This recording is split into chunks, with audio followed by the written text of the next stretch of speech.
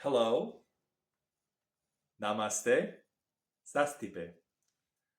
So I welcome you to this video. I'm very excited about this video because this is the fifth video of YogaDoc, and I kind of wanted to go through a couple aspects that I find interesting in yoga. It's really one aspect, but it has multiple parts to it. Uh, so in yoga, in the yoga sphere, there's different types of research going on. And as a medical doctor, I'm always looking for different things that I can apply to my patients, my family medicine patients, and um, thinking of ways in which to help them live better lives when the medical options are limited in some ways. So at this current time in 2024, we don't have a lot of good um, medications for Alzheimer's. There are the medications like donepezil. There's the medication like Namenda. So these kind of help try to preserve the memory as much as possible by changing the aspects of the neurotransmitters. And some people have benefit, so I don't think it's nuts. It's definitely something to try. It's reasonable. But doesn't work on reversing any aspects of memory decline, in at least not according to studies. So there's that, and then there's new meds that are on the way. Some injectable medications, some that are infusions, and other ones that work on leptin molecules.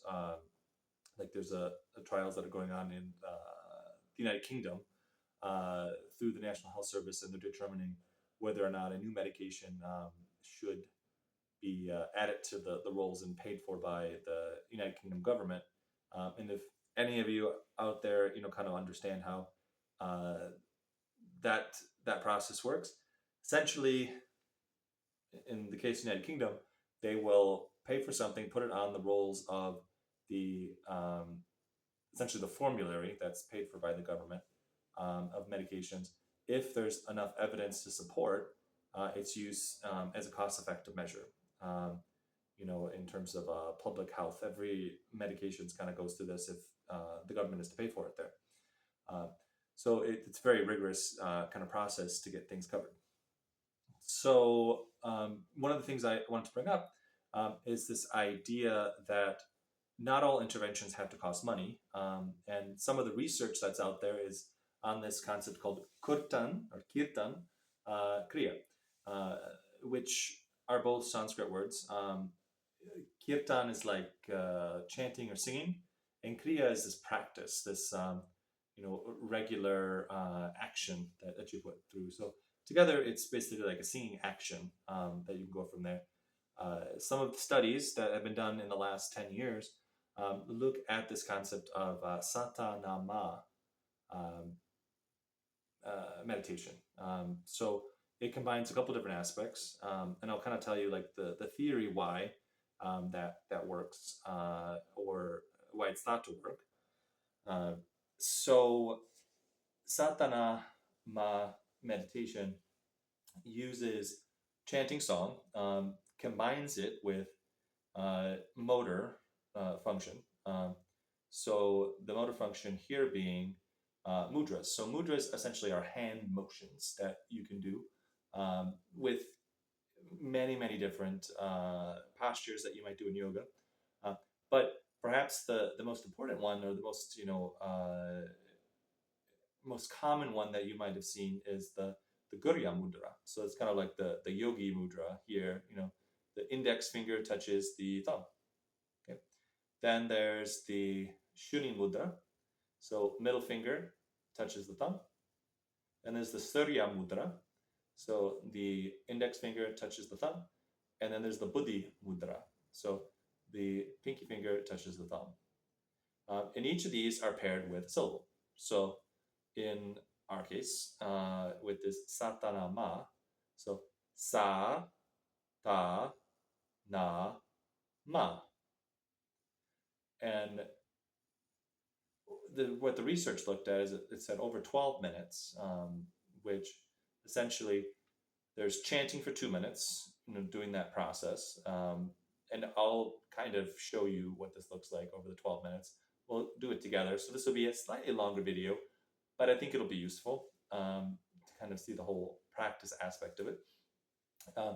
But the thought that's behind it, and when they did the brain scans, what they said is if this is done on a regular basis, the chanting and maintaining the aspects of the vibratory sense in the mouth, and then combined with the hand motions, all of that is multisensory. So it's combining touch, it's combining sound, it's combining, in a way, taste, I suppose, inside the mouth, although that's probably not the most strongest sense.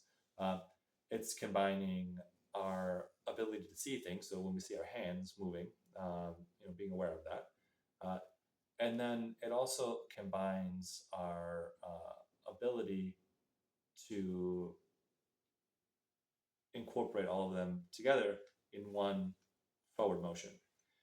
And one of the aspects towards memory research is, at least what they're looking at, is does blood flow increase in certain areas? And the thought, that's a proxy for if blood flow increases, then maybe there's more neurons that are being created. And there's only two parts of the brain that can produce more neurons. So the first one is the olfactory bulb. So that's inside the nose.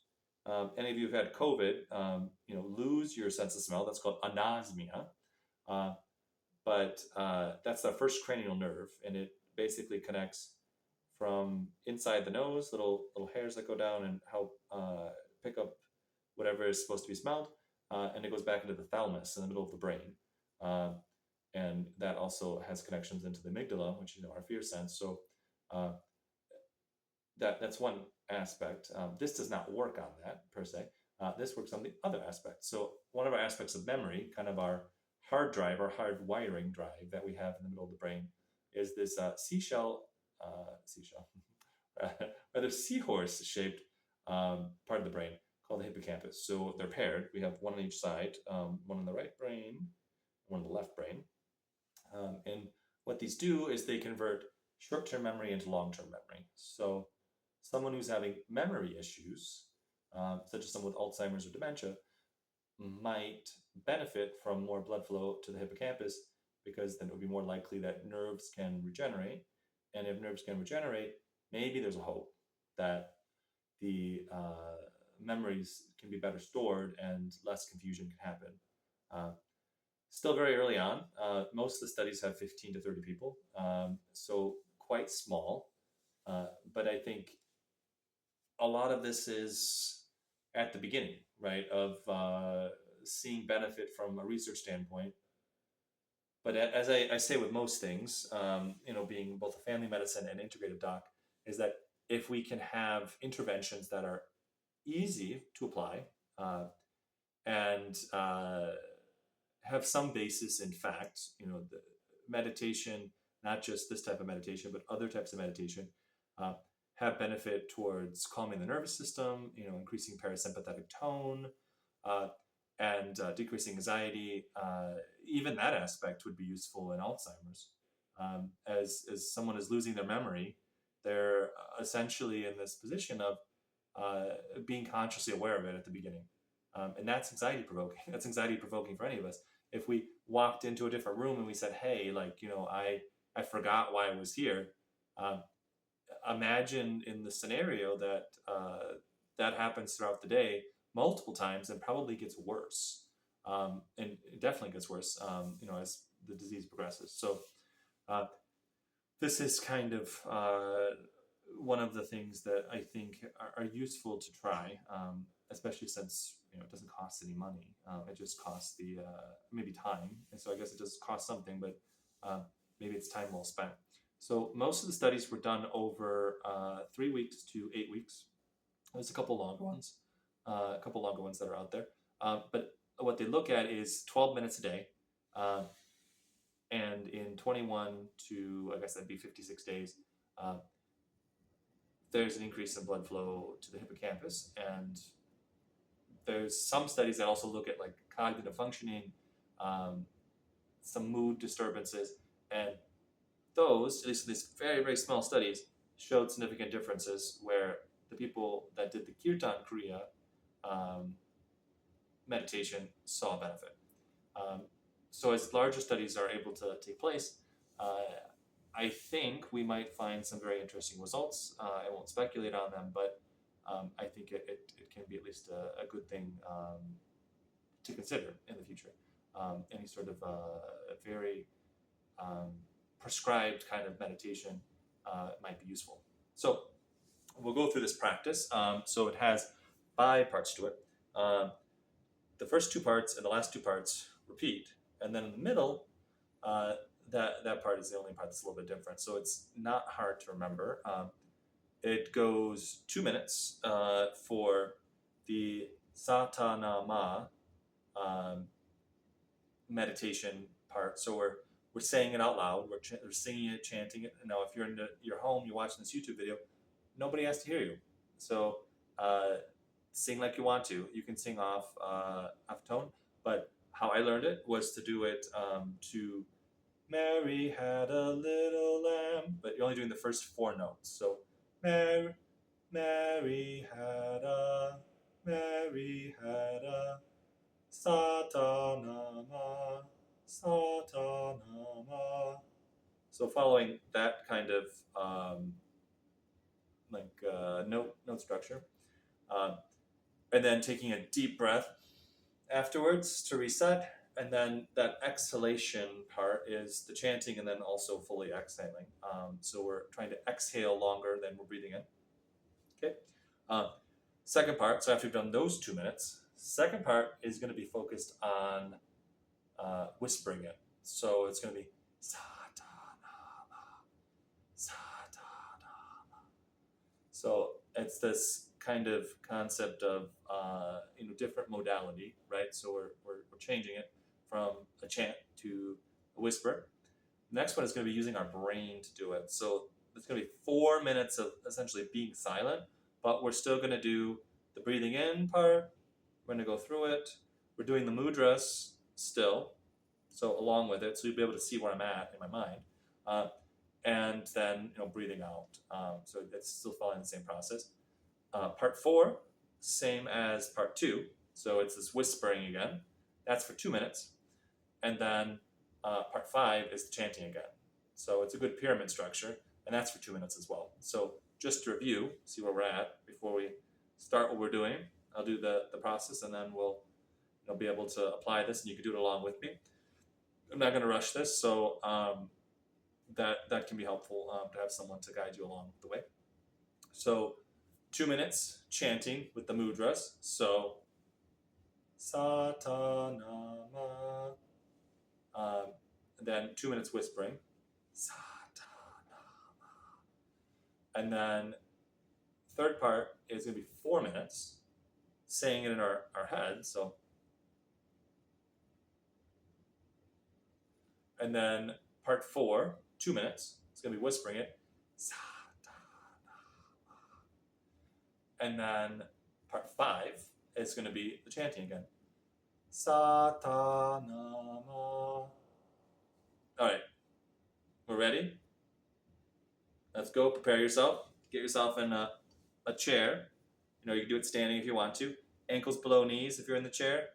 Knees, a little bit lower than hips. Shoulders above hips and ears above shoulders. So I'll keep my hands up here just because it's too low to see here. And we'll go through it. So let's go through our first 2 minutes. Satanama. Satanama.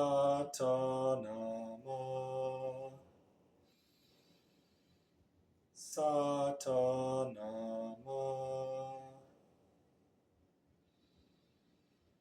Satanama.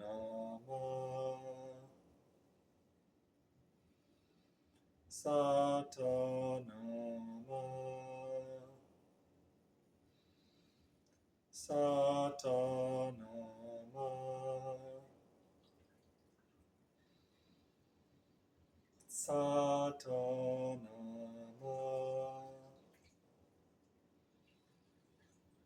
Satanama.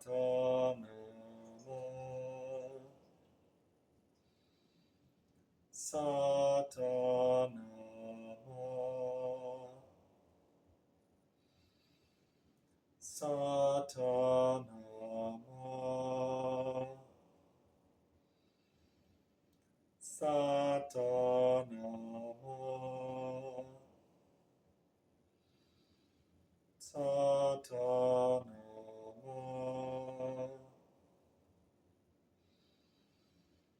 Satanama,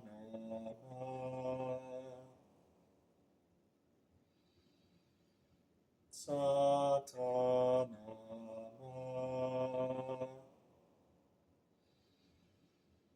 Satanama,